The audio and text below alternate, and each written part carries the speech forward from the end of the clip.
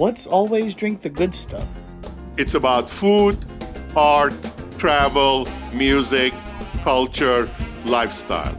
It's interesting conversations with interesting people. And yes, sometimes it's even about drinking the good stuff. We're really thrilled today to have with us chef, TV personality, entrepreneur, book author, and all-around great guy, Chef Ara Zeta. Ara, welcome to Always Drink the Good Stuff. Thank you for having me. It's Zada, actually, Zada. Thank you.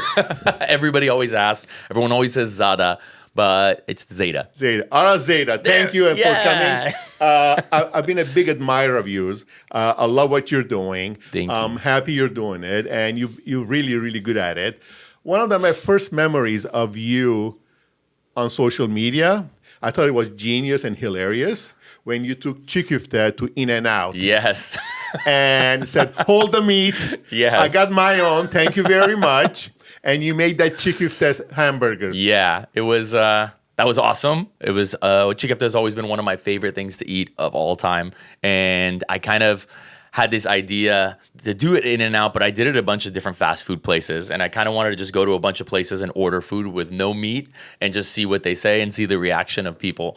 Honestly, it was really good. I didn't think it was going to be as good as it was because I was like, it's going to be weird with the cheese. And, it worked perfectly. It worked perfectly. Yeah, I think it's memorable. I think it's fantastic. I loved it. And okay, well, speaking, what are some of your favorite dishes?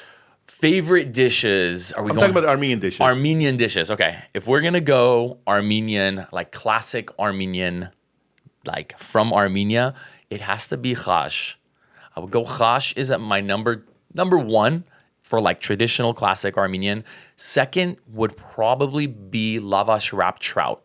Really? Yeah, and it was kind of because that dish was such a surprise to me. I didn't grow up with it, and when I was in Armenia, it was presented to me, and I was like, this is kind of incredible. And it quickly became like a crowd favorite at my house. Wow. So, and it's super easy, it's super fast to make, and it doesn't take many ingredients, just some trout. You stick it in the lavash, and when you put it in the oven, in like start to finish 15, 20 minutes, you're eating. And you get the lavash protects it. So the lavash on the outside turns crispy, and then inside it's more like a French fish en papillote is what they call it. It's a fish in paper, so it steams. So inside you get this flaky steamed fish with butter and tarragon, and outside you get this crispy, crunchy lavash that you can kind of eat together. It's awesome. Yeah, I have to try that. My favorite, I would say, dish is being Western Armenian from Lebanon. Yes. Is chikifte inside lahmejun. Oh, I love that. That's the ultimate dish. I love that. It's just fantastic. Go with the fattiness of the lahmejun meat with the herbs and spices along with the chikifte. Abao. Beautiful. Abao, it is exactly. Abao. Abao. I got to practice on that. It's elongated. Abao. Abao. Yes. You nailed it. Where did it all start? How did you get into liking to cook, wanting to take this journey? So it started, I was about 5 years old, and I was always an eater. My nickname was Kol Kol growing up, which means eat in Arabic. Yeah. And when I was around 5 years old, I loved Peter Pan, and I always wanted to fly, and how Peter Pan used to flip his knife when he was fighting Captain Hook. I wanted to flip the knife. So I went in the kitchen, grabbed the knife. My mom was like, there's no way you're touching a knife unless you help me cook.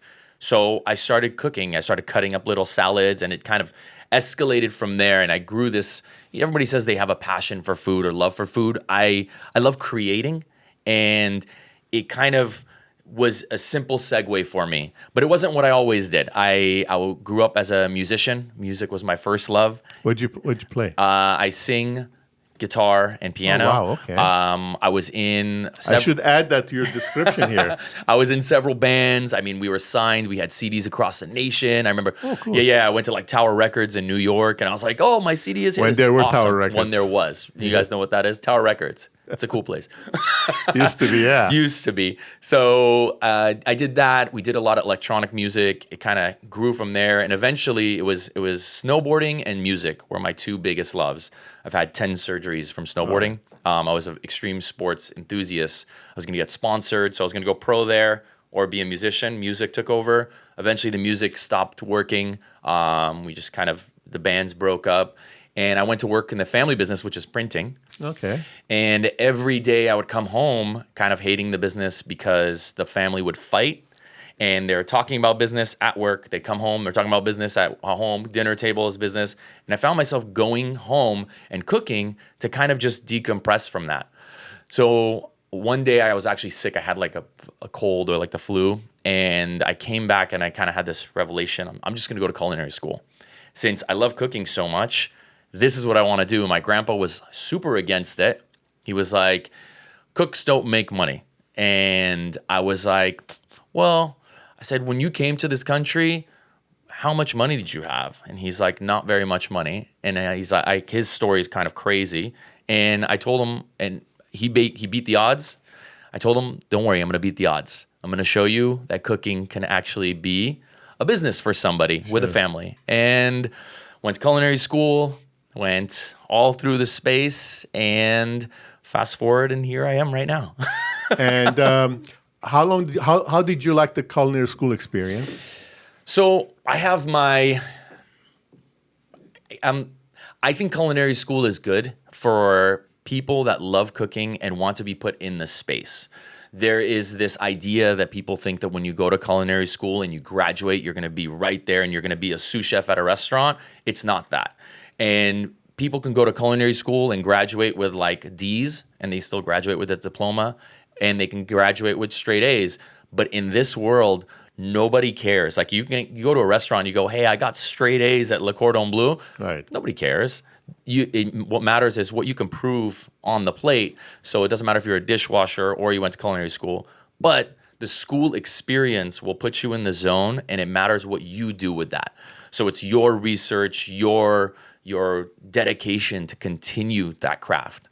And I assume like any other school, teaches you the basics. It does teach you. It teaches you the basics, nice skills. I was taught French techniques, so I went to Le Cordon Bleu, and I was taught, all the French techniques, and it does put you in that zone for you to absorb. They give you the information. It's a matter of what you do with it. Correct. So I had a great experience. When I graduated, I moved through a lot of different areas, from restaurants to my first, actually right out of culinary school, I got an internship with Jamie Oliver. Oh, wow. So I started working on his TV show and then went around with him. And then he started this mobile cooking truck. And I was a chef instructor on that truck. So I was fortunate to get into like a camera space pretty early. I did a little bit of everything. Well, you have to do it nowadays to find your niche. Exactly. To find what you're good at, what you like to do. Exactly. Absolutely. And when did social media start? So I always was a little bit infatuated with social media, Instagram, for a very long time. I remember I used to run the test kitchen at Breville. Okay. And I remember being back there with one of my coworkers and like saying like, I need my Instagram to blow up. And she was like, no, she's like, I need my Twitter to blow up. And at the time I didn't care about Twitter. I just liked IG. And I was always it was there in the background for me. And I had these ideas that I would film. And to me, it was filming, and then like I'm filming my regular dinners, and I couldn't understand why it wasn't taking off. And I had done a handful of TV shows and all this stuff, PBS, Discovery, all these things. And I eventually got sick. So I got kidney cancer. And when I healed from that, my wife was like, thank you. My wife was like, you need to just focus a little bit more on what you want to do.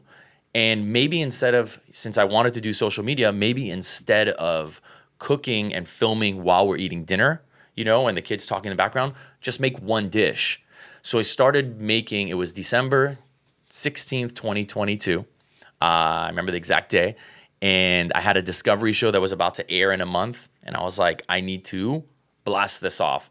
So I started making a single dish for the camera every single day. I remember those. You were doing it in your kitchen, right? In the kitchen, yep. In the kitchen. And it blew up. And it went crazy really fast.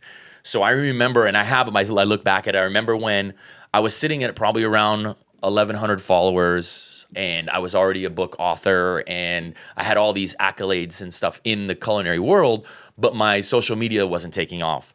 And I remember within about a week, I went from 1,000 to 5,000.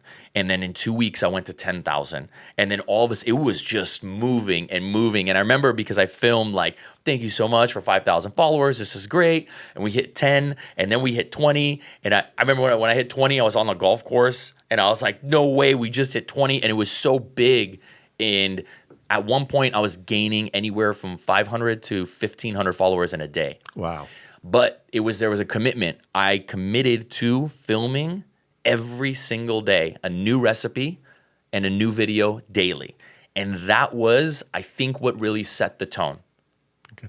And how much planning and how much preparation go into preparing that how long are your videos? They're anywhere from 30 seconds to a minute. Okay. How much time, effort, preparation goes into preparing that 1 minute video?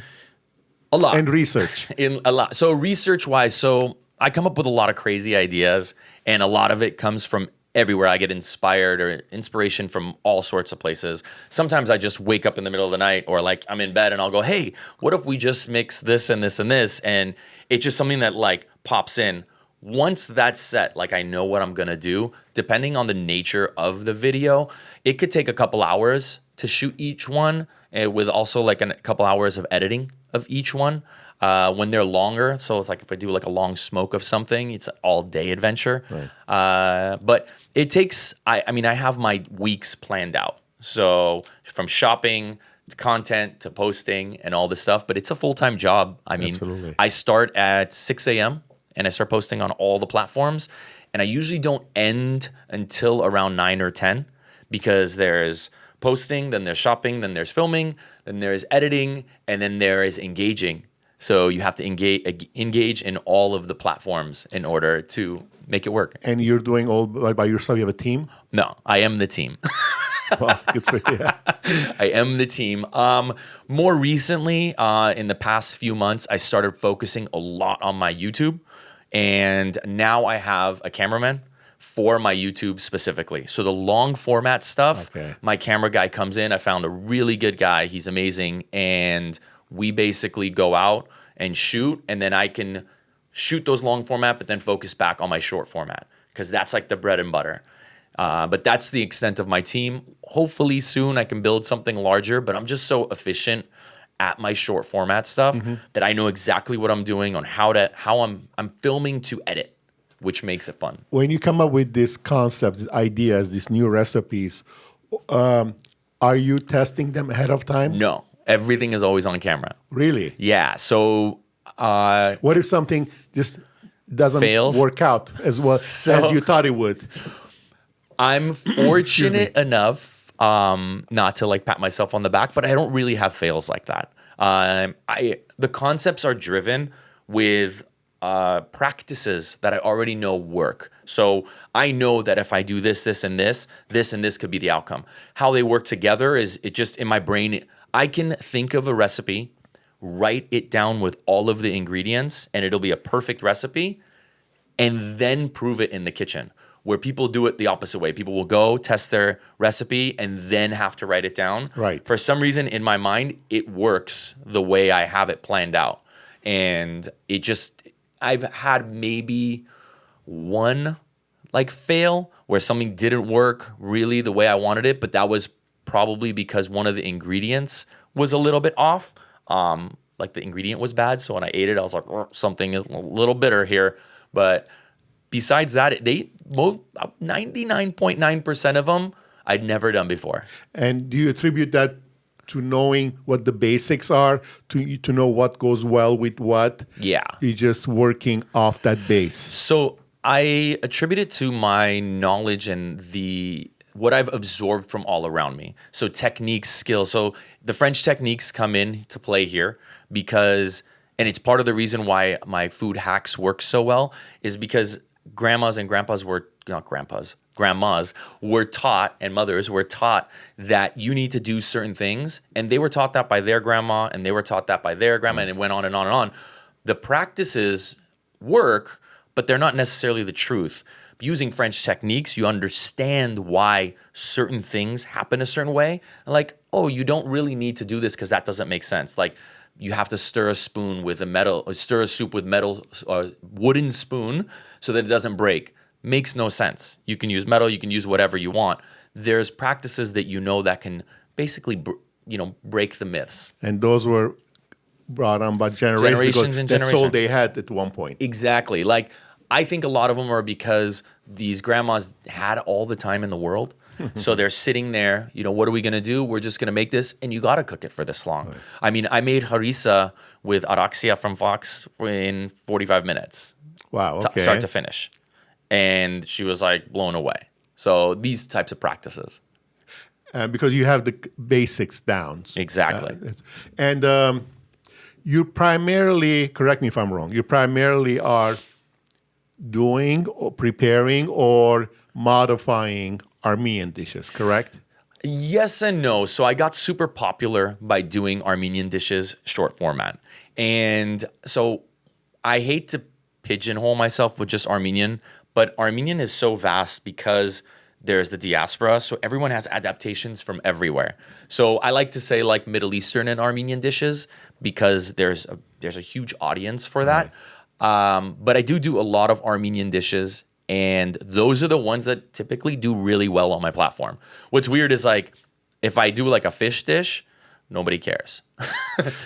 It's strange. But is that because your audience is primarily Middle Eastern and Armenian? I have a pretty diverse audience, but I think it's because my videos tend to hit home for certain things, and when they do, people just they can't help it but to like it. And this is something that I realized recently is my videos get a lot of reach. So on like the slowest end, I'm like at around 35,000 views just on IG. So 35,000 on the low end. On the highest I've had is 46 million. And what I don't think people know is that actually liking the video really helps. So people are inclined, like they'll watch it and be like, that was really good. And then I've seen people, and they've showed me, or they've showed my wife, like, hey, I saw this video that your husband did. It looks really cool. And then she'll look and be like, but yeah, but you didn't like it. They go, oh, I didn't know. And that like comes with nostalgic dishes. So somebody sees like a budeg or something, and then they go, oh, my grandma made the best budeg. I love that. So they like it. The second they like it and watch it all the way through, all of a sudden the video starts moving. Right. The fish dishes, somebody will be like, oh, this is really cool, but they don't like it because they don't feel like they have to. With the Armenian dishes, it's almost like this, like you feel like you're ruining your cultural heritage, or you're upsetting your grandma or somebody if you don't actually like the video or comment on the video. Yeah, because I think it's ingrained in us. These are the dishes we grew up with. Exactly. And here's someone who's showing it how to make it. Exactly. And bringing it to the outside world. Having said that, though, given that, which I agree, you shouldn't be pigeonholing yourself, but how do you grow that boundary, that follower base to get you in front of 10 million other people? So that's very interesting. I've been kind of mentored by, in this space, what's crazy is as soon as you reach like a certain level, you kind of get these mentors that are already in the space. And it's like, let's say you didn't have a large following, you reached out to some people, they don't answer you. But once you reach a certain level, all of a sudden people start answering. Mm-hmm. And everyone's really nice and open with what to do. And what I've been told is, stick with what your audience knows, but also sprinkle in the other stuff. And it might not do as good, it might not do as well, but you're introducing the fact that you have more to offer. And it's a little bit mind-numbing because like you get a video that doesn't hit, but it's a good video. But also in the same respect, I get messages like, hey, can you do this? Can you do that? And it's about kind of toggling between both of them, I think. And that's the growth strategy. Yeah, it's essentially continue. Right now, I'm dabbling more into different Middle Eastern dishes to create those kinds of, like if I do a Persian Armenian dish or a Persian dish, it's funny because I did like a korma sabzi burrito and it did really well. I mean, it got like a little more than 500,000 views.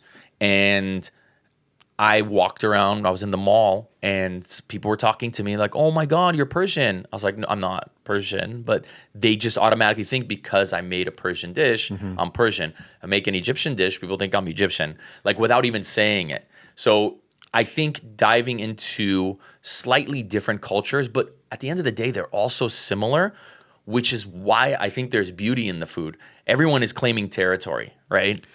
And on that point, though, I mean, last time I saw you was 2 weeks ago at the Armenia's basketball game, and you were mobbed with people, and everybody wants to say hello to you. They want to take picture with you, and that's wonderful. Yeah. But have you, and some people see you at the mall talking and thinking you're Persian. Yeah.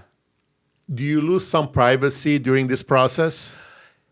Yeah, but you know what? So this is something I haven't really said and I've been wanting to say on the platform is that I enjoy it. I do love it. It's validation. So when somebody comes up to me or they see me on the street and they say hi or they want to take a picture, I always greet it with open arms. I think it's amazing. I think it's fun. It validates my work.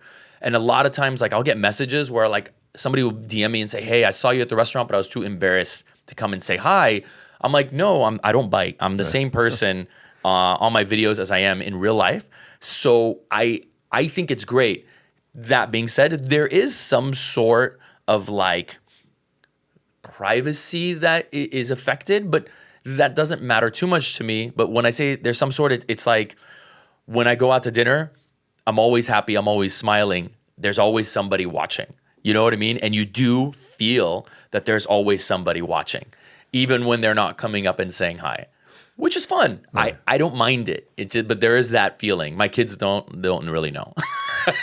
Well, you constantly have to be on. You're always on, and that's something that I said. Like, I don't mind being on, but you do have to always be on. You always have to be aware and conscious and like what you're doing, and you're always on, especially if I go towards like Burbank, Glendale, Pasadena area, definitely on. And is that where the base is? That's where it's all started. That's correct? where it started. So I have a big following out there. But I mean, I was in Vegas at Resort World, and I'm passing by a bar, and some guy's like, "Hey, you're the chef," and I go, "Yeah." And then he has to take a picture. This is another funny one. He has to take a picture, and he goes, "Hey, like we love you. We love all your videos." And then he goes, "Cool." And then he pulls out his phone. He goes, "What was your handle again?" And I go, I put it on his phone. I go, "You don't even follow." And he goes, "But I see all your videos." I was like, this is a problem, that the algorithm works in a certain way and so many people are seeing it, but they're not following. They don't actually follow. But if you like it, it'll continue to pop into your feed. Right. You know, but it's the growth is spread. I've been recognized in a lot of places now, which is fun. Well, I mean, that's the beauty of the internet. Exactly. The social media, it's it's global. So absolutely, it's everywhere. Absolutely. What are some of your, before we get to that, you were mentioning some numbers earlier. You get so many views. Are you constantly watching those numbers? Yeah. So in this space, you are a slave to the algorithm and you are a sucker for your insights. And I thought I was the crazy one at first, but I've talked to so many people in this space, and that's what everybody's looking after. It is validation. So you're standard, you're watching these tiers, you're watching the views move up, you're watching the likes, you're seeing how it does on different platforms. Different platforms react differently to different videos, which is really funny. YouTube might hit a great video and it doesn't do well on IG. TikTok might hit a big video that doesn't do well on YouTube. So it's like if you have a good video, it might not work on all the platforms. What do you attribute that to? The audience. So different audiences on different platforms, the way they react to things. YouTube is a slightly younger audience, and IG is my older audience. TikTok, there's a certain kind of video that works really well for TikTok, and you can tell when it is like, oh, that's a TikTok style video. All of mine are very similar. I don't change between the platforms, but there is a slight difference. And But you have to cater to that, correct? Yeah. To a point, with descriptions or different hashtags. You have to understand these platforms and how they're moving and how the content is changing. So that's another thing. So content constantly evolves. Like if I watch a video of mine from 2 years ago, it's like that looks horrible because it's evolved. Everything evolves. So have you. So yeah, exactly. So that's for sure. That's for sure. So I think that if you're not seeing how the trends of certain things are moving along, you'll fall behind and the viewer doesn't even know why they don't like the video anymore. The way I describe social media is this beast. You constantly have to feed it. Exactly. And please talk about the fact that you constantly have to create Yes. content daily. Daily content. No lags, no spaces, no rest. No rest. There isn't any rest. So last night I was up till around 10:30 editing. And I had some events I had to do during the day, so I didn't have time. And I was up knowing that in the morning at 6:30 a.m. I needed to post. So if I didn't have anything, and then also today is a crazy day, so I needed something for today. It is planned out. And what I try my best to do is load up a little bit so that I can have the weekends to not really shoot or edit. I like to kind of leave that space for myself. But there is a demand. There's a lot of pressure. And the pressure is built and put on, I think, more by myself than anybody. So I've done this now we're going on 3 years.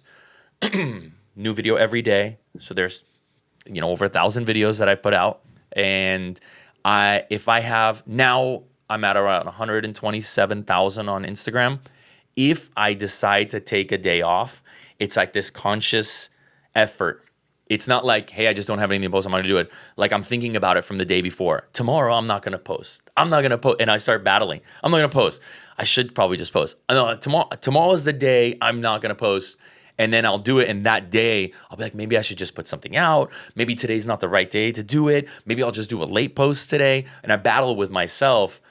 What I realize is I think it affects the algorithm, and it might, but that's okay. Like so I'll take maybe once every 2 months, I'll take a day off from posting. Like one day out of every 2 months. And I think I battle with it so much, and I want to put out good content, and people look forward to it. I mean, I hear it all the time. People love waking up and seeing my video. Right. They look forward to it. And hence the feeding. And that pressure, as you said, comes from within you. Absolutely. As opposed from the competition, if you're comparing yourself to others. I mean, the other people, big-time content creators, I tell them I post every day, and they go, you're an animal. They go, why? You don't need to do that. Post 3 times a week. Keep a 3-time-a-week schedule. Or some people post 5 days a week and take the weekends off. This is what worked for me, and this is how I blew up. So that's all I know.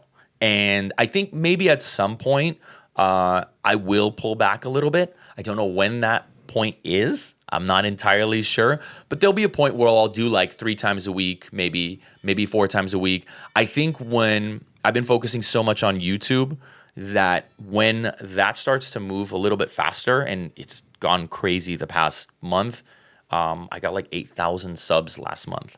Excellent. Very good. It's moving. So I'm focusing a little bit more on long format. And I think when that starts doing better, I'll pull back on the short format and then focus and try to do at least one long video a week, and then do short format in between there. When you say long format, how many minutes we're talking about? Anything over 3 minutes is long format for me. But I like to keep them around 10 minutes. And depending on where I'm going or what I'm doing, lately I've been going out on the streets and doing, 5 of this, 5 of that, 5, burger spots.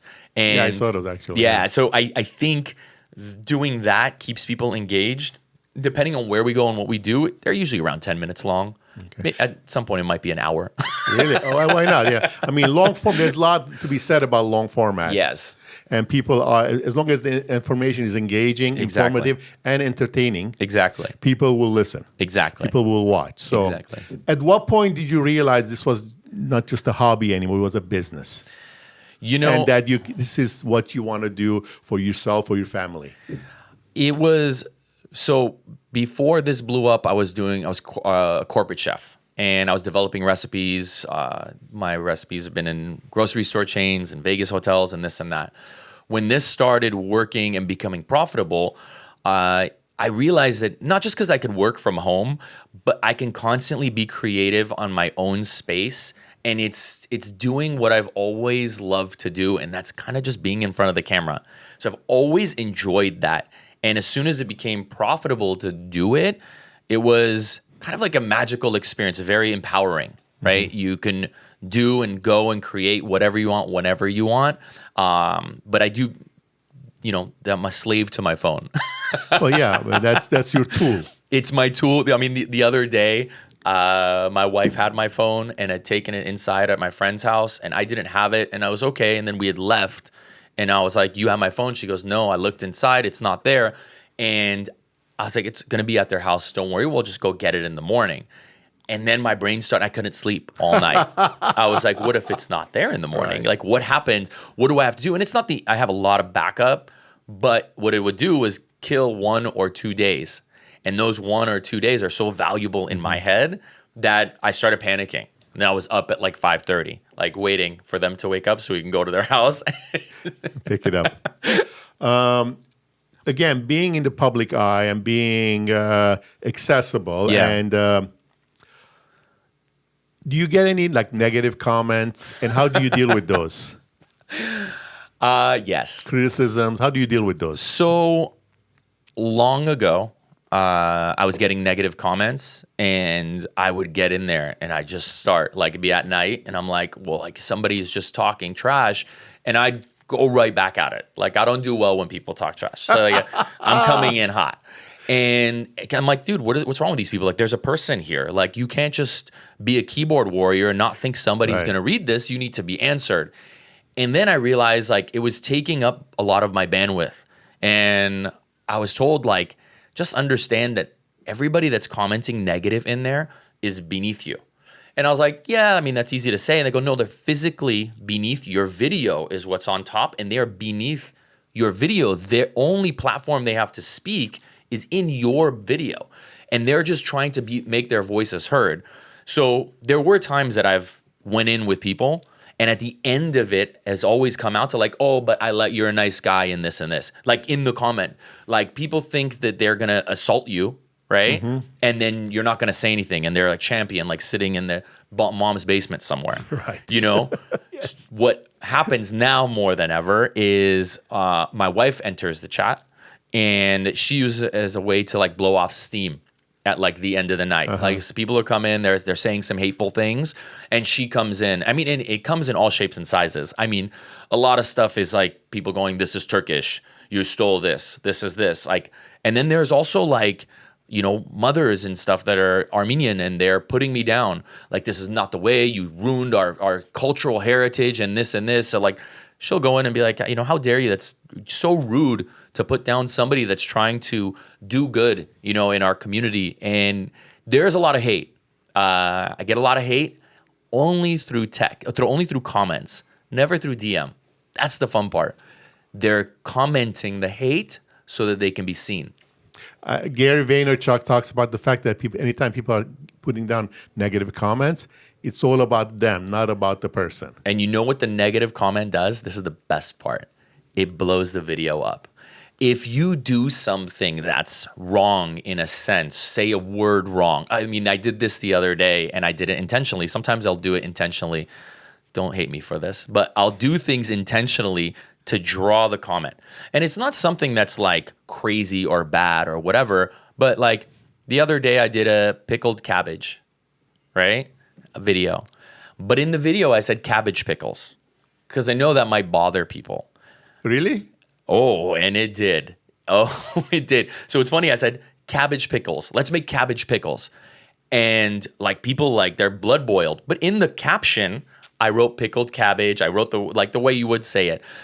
If you read the video has over 1 million views. Oh. And if you read the comments, I would say a good 80% of them are, you mean pickled cabbage. I think you mean pickled cabbage. What's a cabbage pickle? That's not a pickle. Pickle's a cucumber. All of them are that. And I did it intentionally because people feel the need. If something is good, people will be like, that's great, and move on. If something is bad, it's like you're killing them inside, and they have to say something.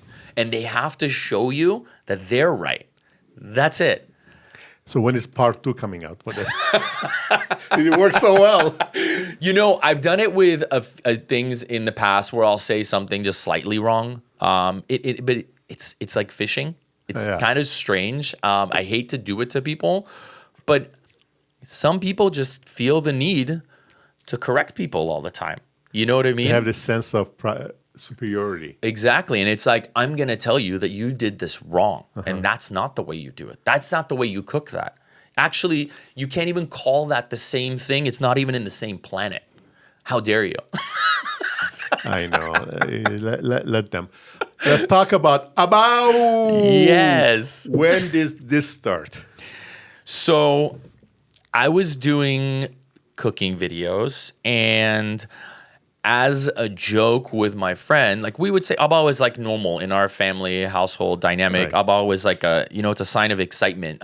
What's funny is like the Hayastansis don't know what that means. Really? And a lot of people that when I started saying it were like, what is this abo, what is it? I said, it's a term of like excitement or like wow or oh man, but it's a Western Armenian thing. It is, yes. And we would do this in like a long drawn out form after we would eat something, just jokingly, a friend and I.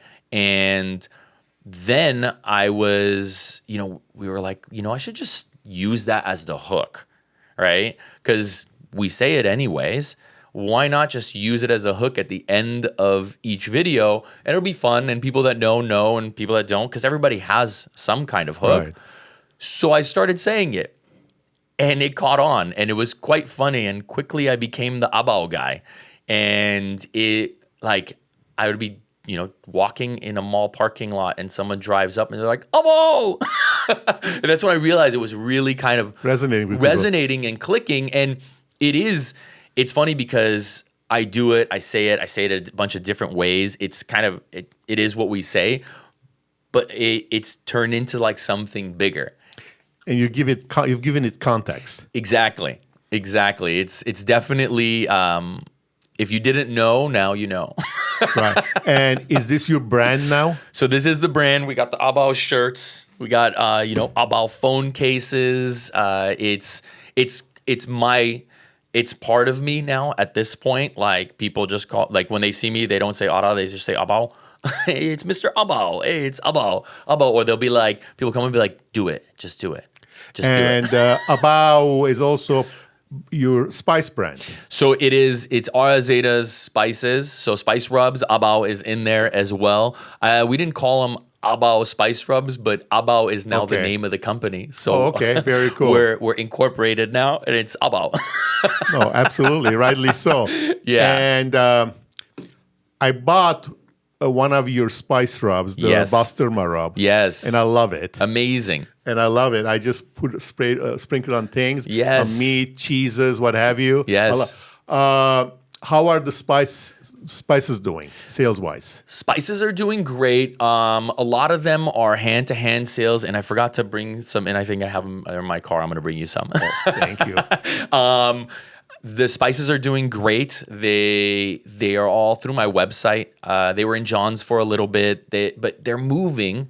And what's very interesting is, so I'm not constantly trying to sell things to my followers, but a lot of people are like, we didn't even know you had this. So I think I need to do more videos and a better job of like saying like, I have spices. Do you want to buy them? But they move well, and it moves direct. If I put them in a video, it generates product sales. Placement. It's exactly it. If I don't put them in a video, it's almost like people forget. But they're moving. I mean, I've had 3 reorders already. Excellent. So we're in like thousands of spices that we've shipped all over the nation, which is fun. Like, I mean, I love boxing up spices and sending, and I put like a little hand note in all of them. Yeah. And I mean, I've seen these things go crazy.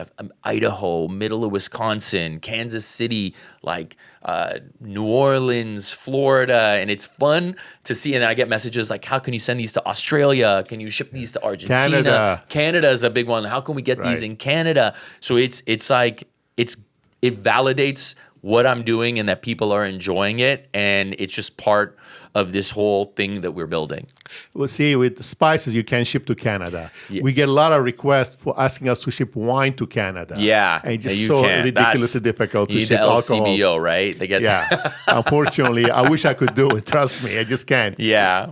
Any other products coming up under your brand for whatever they may be? So we're bringing another spice out. It will be coming soon. I'm going to do a za'atar. Ooh. Yeah, we're going to do a za'atar. That would be awesome. Yeah, and I have videos that, I have ideas for videos that I haven't done yet because I'm waiting for my za'atar to be bottled and use that just because it, you know what's funny is I thought everybody knew what za'atar was, or not everybody, but like my followers would generally know, but a lot of people don't.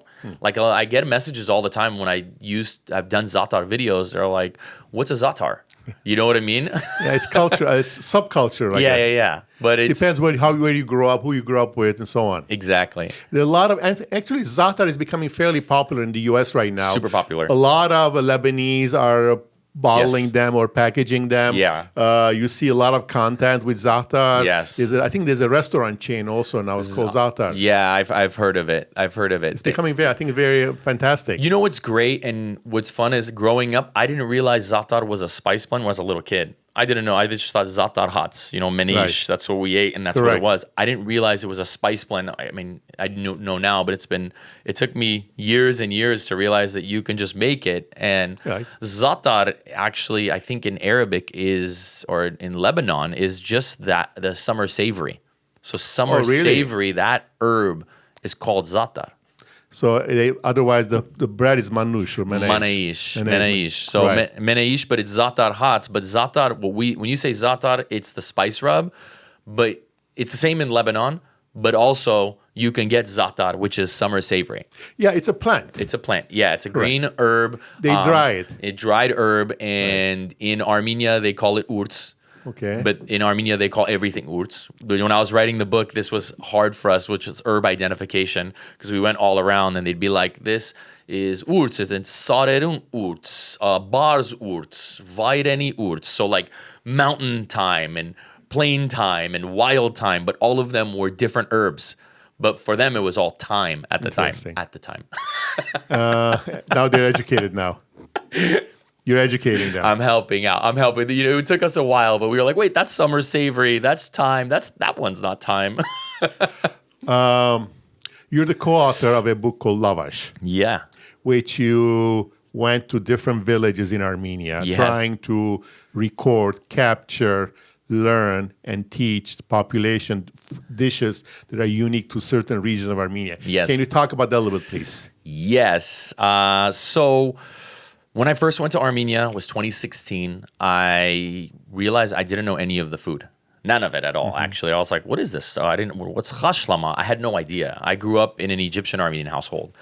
And I was soon invited back to teach cooking classes at Tumo there. Oh, wow, okay. And I got in close with Mary Lou, who's the head of Tumo, and she was like, hey, we had a guy named John Lee come out that taught food photography, and he's been talking about doing a book. And I was like thinking already, there should be a book about like Armenian culture and Armenian food in Armenia.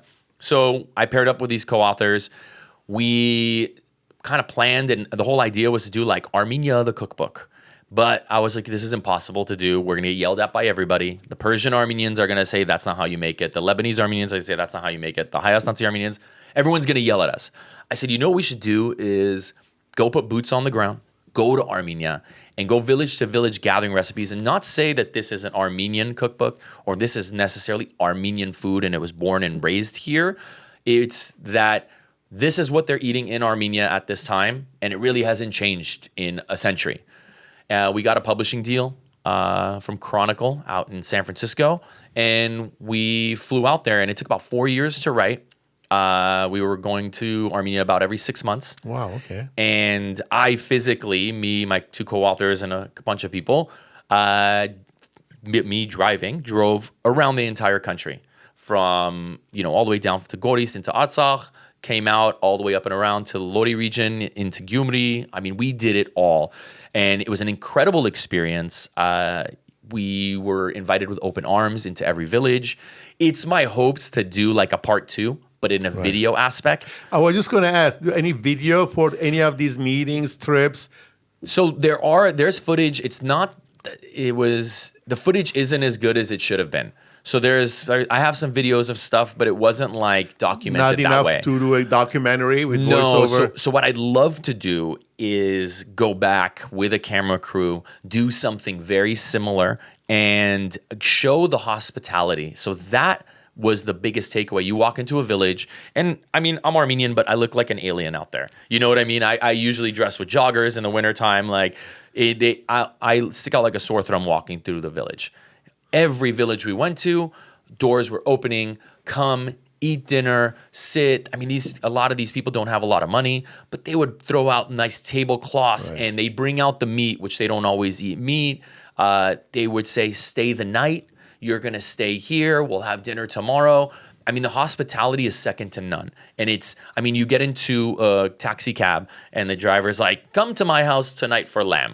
And you're like, I'm from LA. And if a taxi driver said, come to my house, that's not good things are going to happen. Right. So, we did that. We went around and we basically collected all these recipes, brought them back, tested all of them. So my co-authors, Kate Leahy and John Lee, John Lee's an amazing food photographer. Kate Leahy's an amazing writer. And we teamed up as like this dream team. And when we brought the recipes back, we tested every single one with our ingredients here in the States to make sure that they worked perfectly. And the Did ingredients, most of them work? all of them worked. All of them worked. All of them worked. There were slight tweaks that we did to some of this stuff to make it more accessible for the general public. The book wasn't written for Armenians. It was written for the general public. As it should be. And it was written so that everybody knew that there was a country called Armenia. We have a cuisine, and this is what's made there. And you explained to them what lavash is. That's it. And lavash is the heart and soul of every Armenian table. We wrap our babies in it. It's on every plate. Right. It's on everything. And is that what's next in terms of books? So I'm working on my second book. We're working on getting a deal done. The concept behind that one is more my social profile, less about it's Armenian and Middle Eastern cuisine fusion. So it's a stuff that we here in LA, and I want to call it the LA Armenian because I think I fit the bill of what an LA Armenian kind of is. We got the hat on. Always. And I think that if you talk to an LA Armenian or San Francisco Armenian or a Boston Armenian and you talk to them, the dishes that they know are not like lavash wrapped trout. You know what I mean? They love lahmacun, they love, bamya, they love fasulya, they love different dishes that are not necessarily Armenian, but like sini kefte and things like that. They're not typically what's made in Armenia. And I think that mishmash and creating new hacks and different easy approaches to those is very valuable. You're an LA guy. Yeah. How would you characterize or not define, but how would you characterize the Armenian food scene in Los Angeles? It's great. So there are a lot of good restaurants. A lot of the Armenian restaurants are typically of the Middle Eastern flair. You know what I mean? They're not like traditional Armenian dishes. And I think that's what leads into this book. Like people will say, I love Armenian food. And they'd be like, yeah, I eat hummus all the time. And they go, well, there's no hummus in Armenia, but we do eat hummus. You know what I mean? Baba ganoush, all this stuff, muhammara. It's at every Armenian restaurant, right? But it's not Armenian. It's Middle Eastern. So. But you also have other restaurants which are predominantly Hayastansi dishes, or Russian influenced dishes, Georgian influenced dishes. Yes. Those restaurants, they do a good job. They do a great job. I think we just have such a melting pot here, and I just don't think those restaurants are as popular because those dishes you're not as accustomed to it as an LA Armenian. I love them. Personally, but like the traditional Hayastansi restaurants have a lot of Russian influence. Right. The Georgian ones, fantastic. Who doesn't like a khingali, right? One of my favorite regions in all of Armenia is Gyumri. And I think that's because it has a Georgian pour over. So there's like a lot of like mishmash of food in there. I think here in LA, you can get pretty much any cuisine you want. We're fortunate enough to have tons of Middle Eastern and Armenian markets. And I think we're just blessed out here. Because of the Armenians from all over the world having been here and bringing their version of the Armenian cuisine. Exactly. And, recently, you're doing a lot of. You just told me earlier that you're doing about on a monthly basis events in Los Angeles, Glendale, Pasadena area with comic funny man Jack Jr. Who was here a few weeks ago. What's the idea behind these events? So my brother Jack and I, he does the Armex thing. He's Armenian Mexican. Yes. What's really funny is I love Mexican cuisine. I love Armenian cuisine, and I've for years blended them together. And when Jack and I started doing videos together, those are hilarious, I think. It's fun. It's a great time, and we want to kind of bring that to the table for people. And we did our first event 2.5 years ago, and we got a write-up in the LA Times. And we basically did an Armenian Mexican fusion meals or items, and then comedy. And we got a write-up for that. And then now we've been kind of taking it. We've been at the Brandy now for about 2 years, a little bit more, where we do this Armex comedy pop-up kitchen night. And essentially, I do kind of a kitchen takeover. I train some of the staff with like 5-6 different recipes. They put some of their standard recipes on there. Jack does a full-on stand-up set. And we always have special guests dropping in. So people come, it's kind of a up close, like a VIP experience that people can see me, they can see Jack. We're up close, personal, friendly. They get to eat some of my food, and it's been a great time.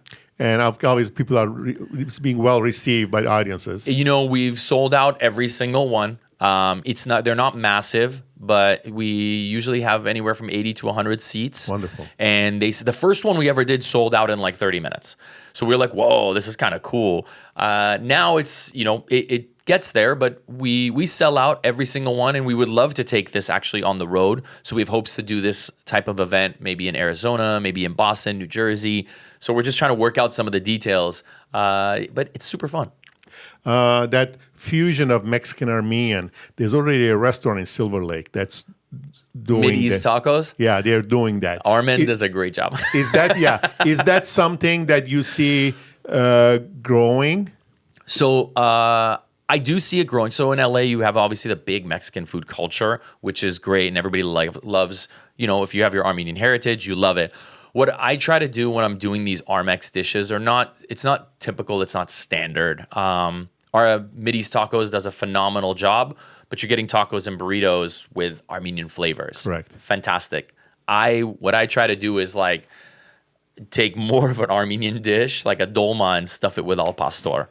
You know what I mean? Stuff like that that's like really outside. We've done, Armex tortas, or we did the lahmarito, which was like lahmacun with all the carne asada and literally everything but the kitchen sink in there. So I love mixing flavors from cultures. Mexican's a very easy one to mix in. Our cultures are actually very similar. Right. And our palates are very similar. Everything between Mexicans and Armenians we are the same. Home culture, grandparents, love for family, big dinners, feeding. It's all very similar. Absolutely. And a lot of it has to do, I think, with the fact that there's big Lebanese influence, Syrian influence in Mexico. 100%. And given the background of a lot of Armenians who are in Los Angeles, there's a lot of harmony there. Exactly. So Mexicans don't get mad, but pastor actually came from Lebanon. It's shawarma. It's shawarma. And it was supposed to be lamb, but there was no lamb in Mexico, so they started using pork. It's Lebanese. Sorry. Well, no, it's the truth. It's the truth. It's just where it came from. Exactly. What other fusions do you see or you think is possible? You know what? For me, sky's the limit. And when ideas come to me, they just kind of like fall into place, and I go, this would be great to mix with this. I think of ingredients and cultures as like paint on a canvas, and mixing stuff from one culture, maybe a Korean, using a gochujang in maybe like a lule, or yuzu in a lavash wrapped trout, or you know what I mean? Taking cultures and different ingredients from different cultures and blending them together to create new fun experiences for people, I think is a magical thing. If an artist never blended two colors to make a new color, our art would all be in gray or red, yellow, and blue. Right? So mixing the colors together creates new, fun, amazing art. And at the end of the day, everybody eats, and food is a consumable art. So it's beauty on a plate that you can consume and do it again. And we first consume it with our eyes before our palate. So Eyes, it has to look good nose, also. exactly. Beautiful. Exactly. I know we touched on this briefly. What's next for Ara Zeta? So right now, my main focus is YouTube. I've been really putting a lot of effort into it. I've been trying to really grow it because my dream was always to have my own show, like a big time show. It was like, I wanted to be Emeril Lagasse, like when I was a kid. And I think that YouTube provides that access without needing big time production and big time producers to come and look for me, which has happened, and I've been on several different shows, and I think it's great if that happens. I'd love to do that, but my focus now is to create my own curated show on YouTube and kind of trying to take that to the limit. Well, Ara, I love what you do. Thank you. Keep doing it. Thank you. And I appreciate you coming here today. Thank you very having me. much. And remember, always drink the good stuff. Cheers, everybody. Cheers.